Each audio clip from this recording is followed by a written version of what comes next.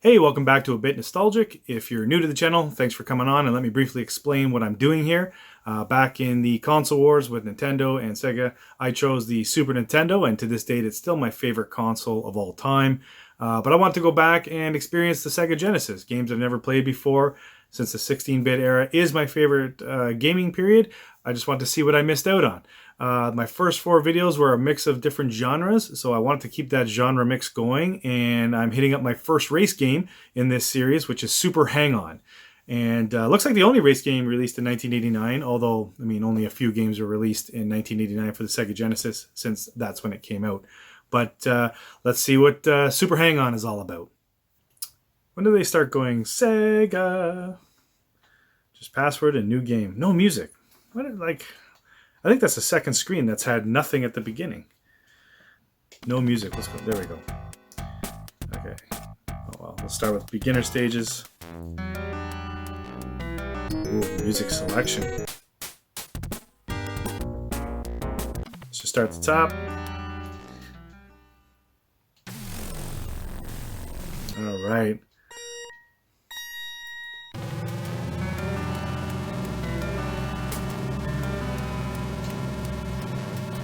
What's going on here? Oh. Just holding the wrong button, I guess. Bet you I have no chance of catching up right now. Alright, fairly straightforward. Graphics on the bike look good. Okay, so it reminds me of the old games like Rad Racer, or even as you get into the Super Nintendo, Top Gear. Now, one of the first race games that came out for the Super Nintendo was F-Zero, which is one of my favorite. Controls good. Seems fine. Very basic. Oh, get off that edge.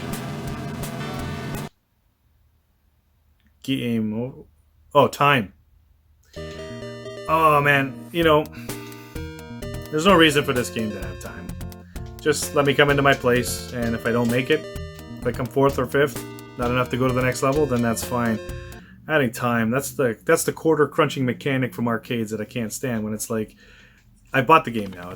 I have it on my home console. Why do you have to throw in this quarter crunching mechanic? I should have a better start this time. I wonder if is there one of those boosts where if you time the button at the start, it won't take me long to kind of play a few levels just to kind of get the full idea of what this game has to offer. But you know what? Back in 1989, this is actually pretty awesome. Almost all racers had this type of look. I maxed out at 280. Whoa! Burning out my tires. Is that yellow bar at the top left there showing me how far the level is? That's the case. These are long levels. Oh man, is it a tight timer? So on top of you giving time, it's also tight. Like you gotta play pretty good. Are you kidding? Oh my god, it is a tight timer. But there's no position? It's just trying to get through all, what is that, 6 stages? Oh, boom! Thank god there's no position, I guess? But if you wipe out once with that tight timer, I can't see you ever being able to recoup. Whoa, there's a boost! Wow, I was over 300 kilometers an hour there. 300 kilometers into a tree. The tree didn't even budge. Wow. So there's no real placement. You just gotta get to the end. I love how the music just cuts. Everything just game over. Silent. Oh, then we get some music here. So your ranking is your score. Let's try a different level. Let's try Junior. Let's try the winning. What was that? Winning run? Someone's got to let me know if in the comments if there's some sort of timing for the boost. The good thing with racers back in the day when you rented them, I don't feel like you ever wasted your weekend on them. You know, it's exactly what you kind of expected from it. If anything, some of them are really good, but you know, back in the day, this would have been awesome to rent. Bike looks good.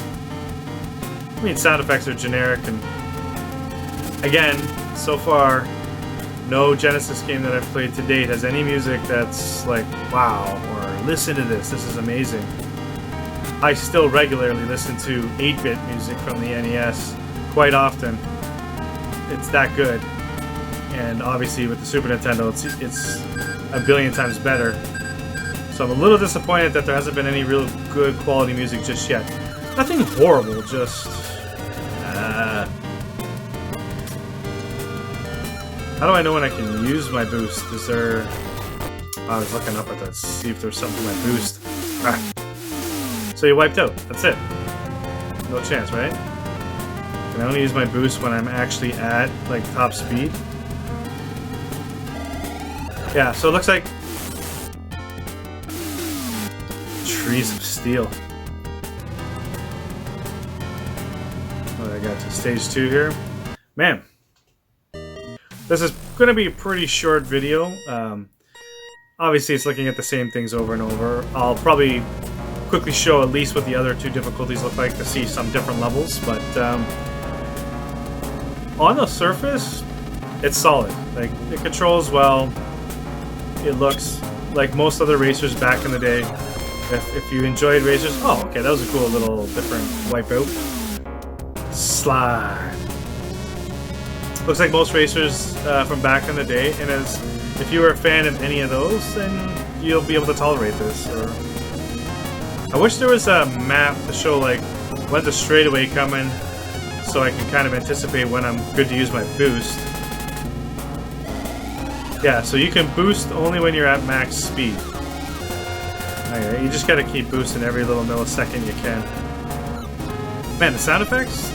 They sound like 8-bit sound effects. They don't sound like quality 18-bit sound effects. 3, 2, 1. Ugh. Okay, let's show what at least 2 of the other levels look like. Actually, let's just see what original mode is. Original mode? What is this? So in original mode, it looks like you can race, get money, and then make your bike better. I feel like I'm 1,000 times slower. Oh, the handling's worse. My God, the handling is terrible on a basic bike. What is it? You get money at the end of the race? What are they gonna give me on this one? Like $5 to not come back? I think the guys that just passed me were on the race that was supposed to start after me. At the end of the day, this is an awesome mechanic to add, you know, replay to this type of game.